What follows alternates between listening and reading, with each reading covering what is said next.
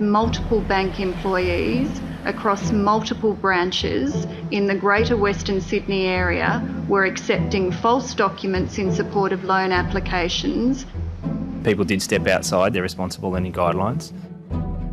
There were unsuitable loans, there was false documentation. Just really inappropriate lending. We don't resile from anything that the Royal Commission has identified. We all know that sooner or later interest rates will go up, so we're very concerned that bigger problems are going to emerge down the track. The Banking Royal Commission shone searing daylight into the darker corners of Australia's property boom. It revealed the big four banks lent money irresponsibly, sometimes without confirming living expenses or the ability to repay. It's easy for lenders, banks, businesses to become complacent. And something like what's happening now, particularly on the back of this Royal Commission and in the cooling of housing, I think it's a good wake-up call. The Royal Commission has scared a lot of people. It's certainly shaken up the big institutions, the big banks.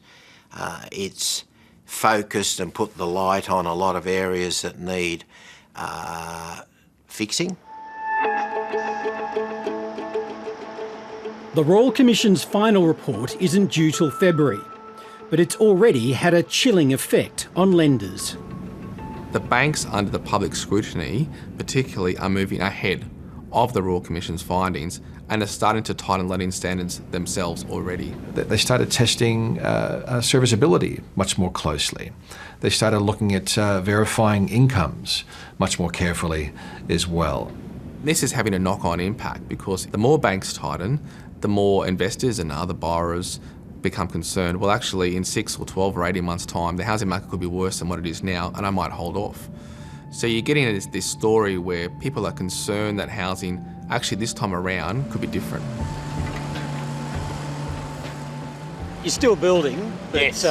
it's not without its issues. Oh, look, this is an example of a site that's been impacted by the credit crunch.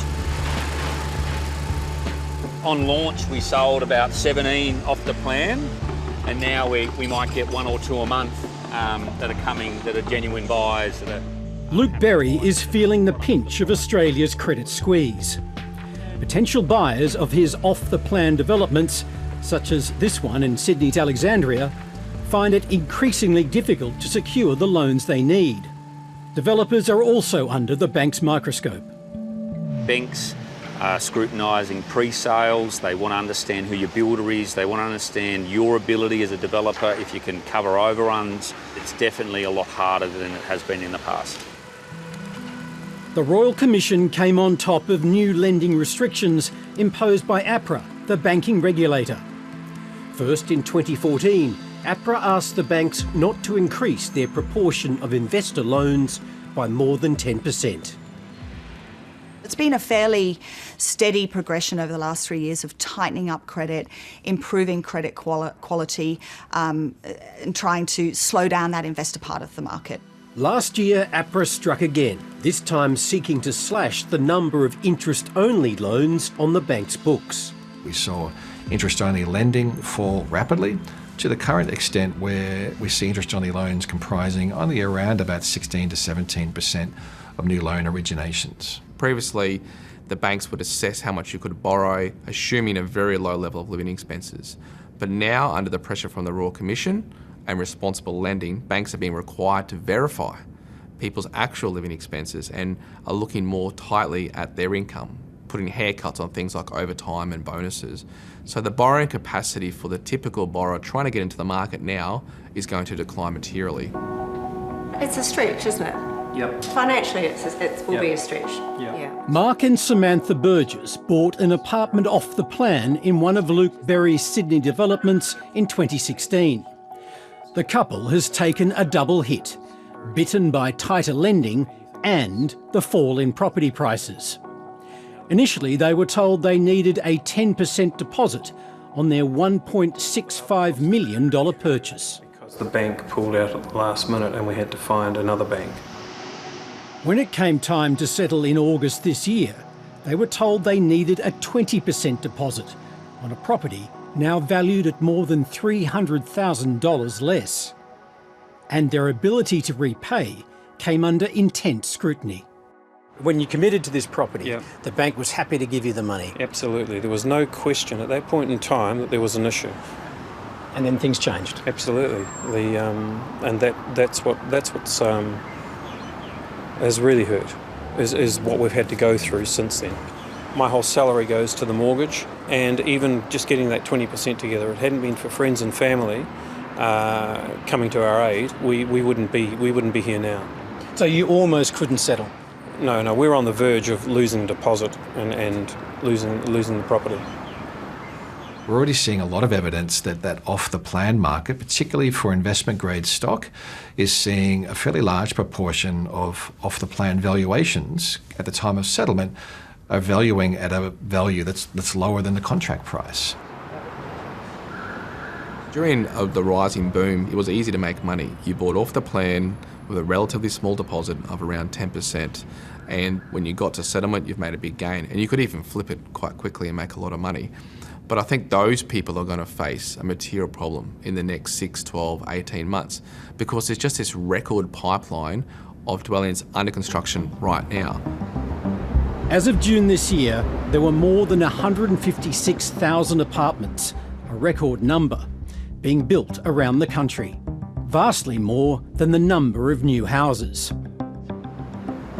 There's no doubt that the last 12 months have seen a massive decline in off-the-plan sales. The view from Luke Berry's Waterloo development reveals a Sydney skyline seemingly propped up by cranes on apartment construction sites. So, yeah, you've got Meriton, you've got Mirvac, you've got E1 at Crown. But are many of these off-the-plan developments going to be in trouble? There will be a large number that will be under enormous financial pressure in the next 12 to 18 months. The impact's significant. Usually you would have confidence of selling 1 or 2 a month, and at the moment it might be 1 every 3 months. So we're seeing a significant slowdown. By catering to wealthier owner-occupiers, Luke Berry hopes his developments can survive the sharpest property downturn since the global financial crisis. There's a lot of projects that won't start, and that's because they're not going to get enough sales to achieve their funding requirements.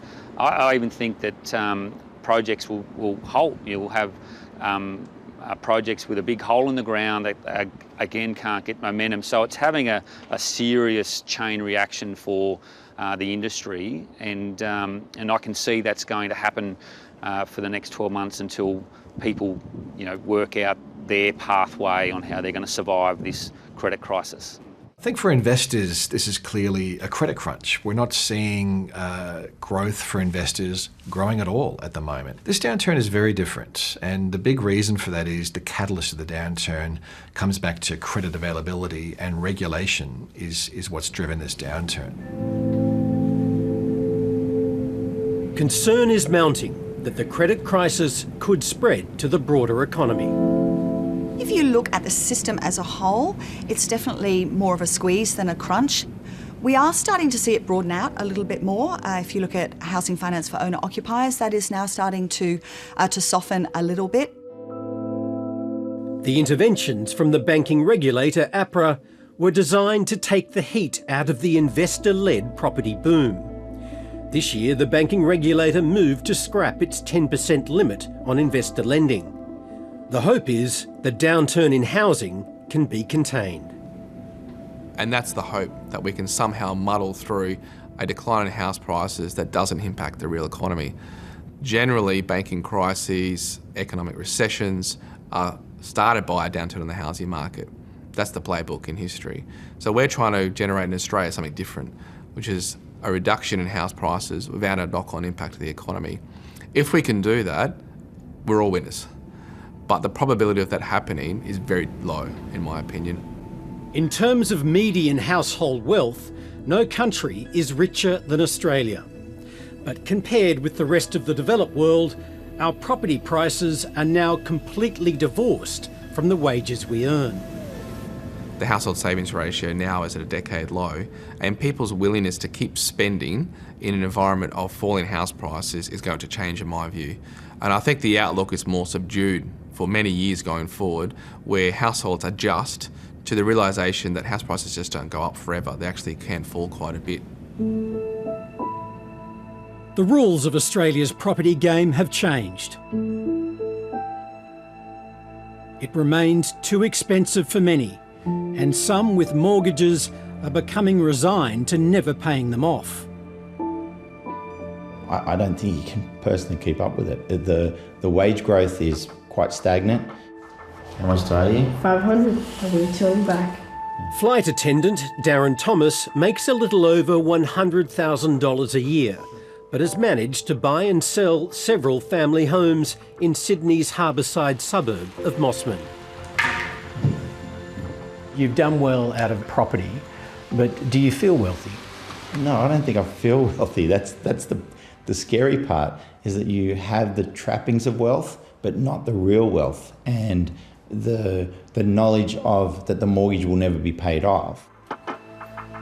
With about 10 years left in the workforce, Darren can't see how he'll ever pay back the more than $600,000 he still owes on his family home. In my father's generation, he could actually see a finish line and say, okay, well, I will pay off my mortgage by whatever date. However, I don't see that finish line.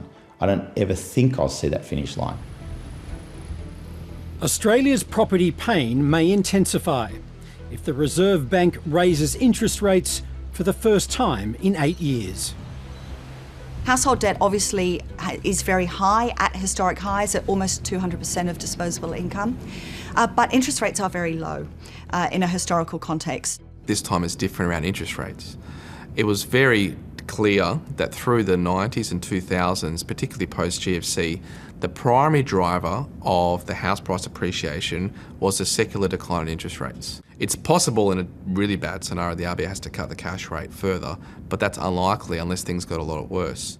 Thanks very much. Happy to be here tonight. Last week, the Reserve Bank signalled it is prepared to cut the cash rate further if the economy takes a hit. This is, to some extent, uncharted territory. If interest rates went to 10% over the next couple of years, people couldn't handle that. It would wipe people out like a tsunami.